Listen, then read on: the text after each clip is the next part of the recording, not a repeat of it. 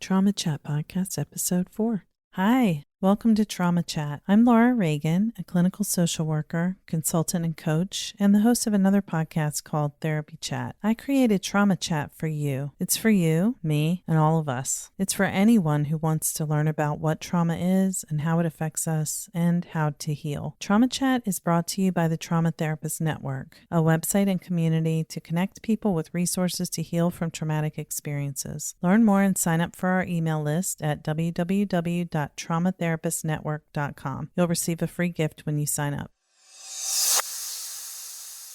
This podcast is for educational purposes only and is not a substitute for receiving help from a licensed mental health professional. The material in this podcast may be sensitive for many people. If you are listening and the information feels overwhelming, please pause and take good care of yourself before returning to listening. Thank you. Hi, welcome back. Glad you're here. So last time I talked about symptoms of trauma that maybe some may be familiar, some may be surprising, but they can definitely sneak up on us and be disguised as other things other than trauma.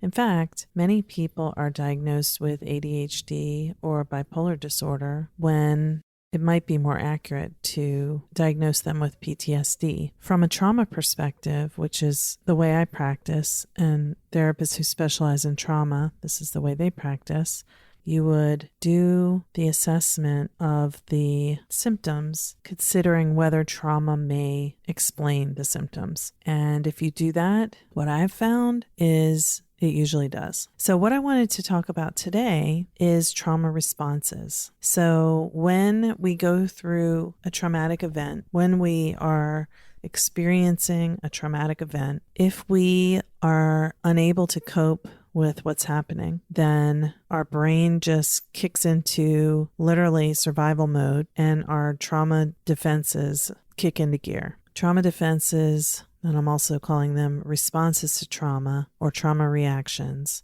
are fight, flight, freeze, and submit. So most of us have heard of fight or flight, but we don't often talk about freeze and submit. When someone is going through a traumatic experience, basically it's like they say, if you were walking in the jungle and suddenly you saw a tiger, the primitive part of your brain, which is this instinctive response, your trauma responses, your trauma reactions, that part of your brain is going to jump into gear. And what typically happens is you're walking in the jungle, you're maybe whistling a tune or you're admiring the monkeys swinging through the air.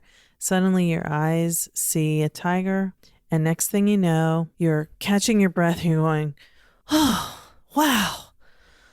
Oh my gosh, was that a tiger? And you're looking back and you're like far away from where that tiger had been, because without you even thinking, your legs just moved and you ran. Maybe you climbed up a tree. Maybe you jumped in the water.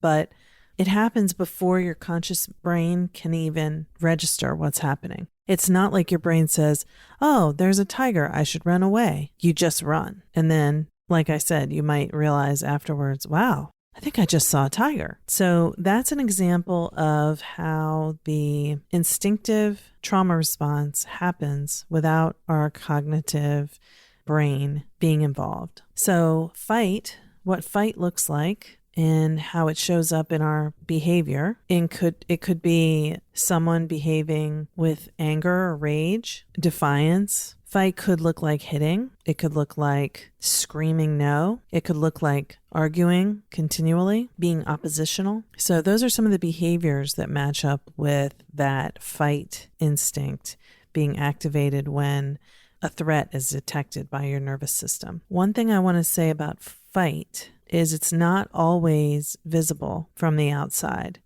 Sometimes our fight response is turned inward. So self-harming behaviors often fall into that category. Sometimes eating disorders can also be examples of the fight response.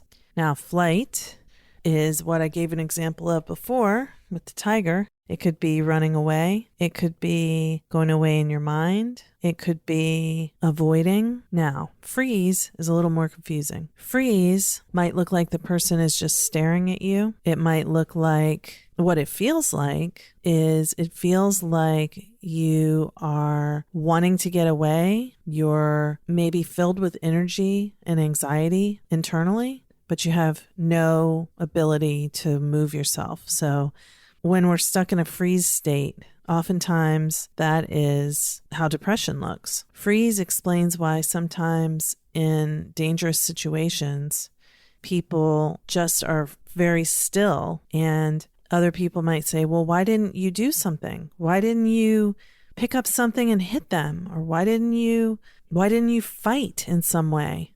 And the other person, the person who went through the experience, can't really answer that because they don't know why. But the reason why was because they were frozen. And when we freeze, freeze is very confusing because you may feel like you want to move and you can't. So you don't understand why you're not moving. But if you go back to the example of the jungle, another thing that someone could do if they were to encounter a tiger that wanted to attack them, fighting back is not really going to be a very good option most of the time because the tiger's bigger and stronger and has powerful jaws and fangs and claws. But what could be effective would be to freeze and play dead. If you've ever watched a nature special where a lion will chase an antelope and capture the antelope in its mouth, and then the antelope goes limp, and then the lion ends up dropping it down on the ground, maybe turns his back for a second, and the antelope jumps up and runs off. Freeze is an adaptive response, just like fight and flight, that can be very useful in life-threatening situations. If you've ever heard that if you were to go camping or something and you see a bear, you should play dead if you can't escape. And that's the same thing. That's freeze. Except you're not doing it on purpose. Your body does it for you. One of the confusing things about trauma is that our logical mind can tell us that the situation that we were in was not life-threatening. I mean, there are many traumatic events that are life-threatening events, but there are so many more other types of traumatic experiences that people have that if you look at it, you would say, well, my life wasn't actually in danger. No one dies from blank, whatever it was, but your nervous system may experience it as a life-threatening experience or a risk of severe danger, and it responds accordingly. Now, the other trauma reaction I mentioned is submit. Submit is, again, a very adaptive trauma response, but very confusing after the fact. So an example of submit could be if you were at an ATM machine and someone walks up behind you and they had a gun and they put the gun in your back and said, withdraw all the money from your account and hand it to me. And you may respond, listen, I don't want any trouble. How much money do you want? I'll even give you a ride if that's what you want. Don't worry, I'm not going to call the police. Here's my money. You can take my phone too. Here's my keys. Just take my car. You can take the car. Go ahead. Now that could happen, and that might seem real strange and confusing to many people afterwards when, the person says, I was robbed. They made me take all my money out of the account and they took my car too. And then they see the video from the ATM machine and they see that the person said, here's my keys. Just take my car too. And, if we don't understand trauma responses, we might say, well, why did you give them your keys? It seemed like you were doing this on purpose. Did you, were you in on this somehow with them? And the victim again is confused too. They're like, I don't know. I didn't want them to hurt me. But it's hard to understand because our logical brain is like, well, I didn't have to give him the keys to the car. But your trauma response is just doing whatever you can to stay alive in that situation. And if that means engaging the person to show them that you are not a threat and discourage them from wanting to hurt you, it might work. It might not. But when there's a gun in your back, your body is going to respond as if your life is in danger. Your nervous system doesn't say, is that a real gun? Or is it loaded? Is this person really serious about it? It just reacts with the trauma response that can save your life. But it's so confusing because afterwards you may second guess yourself, criticize yourself, and be deeply disturbed by the fact that you responded the way you did in that situation. So one of the things that I want to emphasize in this episode is that trauma responses are automatic. To our logical mind, they may not make sense, but they're always your body's best attempt to keep you alive, your brain's attempt to protect you. And judging how someone responds in the midst of a traumatic situation is not fair to the person, because nobody knows what they would do if they were in the same situation. It's easy to critique by hearing about someone else's experience and say, oh, well, I would have done this, but you really don't know what you'll do until you're in that situation. When you hear people say, when someone makes a daring rescue and you hear about it on the news and the news person says, how did you make such a brave decision? And the person who rescued the other person will say, I didn't even think about it. You don't think during those situations, you just jump into action. And that's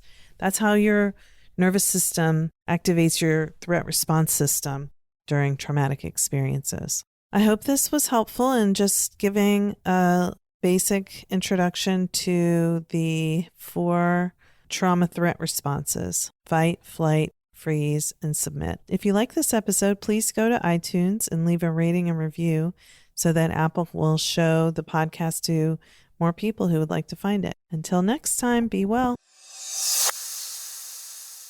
Thank you for listening to Trauma Chat today. I hope that you found some information that was helpful. For more information and resources, go to www.traumachatpod.com. If you've liked what you've heard so far, please go to iTunes and leave a rating and review, and subscribe to the podcast for free. By rating and reviewing and subscribing, you let Apple know that you like this show, and then they'll show it to more people. And I really want more people to find it, because I think that trauma is a major problem in our world. And by learning what it is, we can depathologize the symptoms that trauma brings, and people can get started on their path to healing. So thank you for being on this journey with me. And for more information and resources on trauma and healing from trauma, go to www.traumatherapistnetwork.com. Trauma Therapist Network is a community for therapists and a place for anyone to go to learn more about trauma and find resources and connect with help. www.traumatherapistnetwork.com.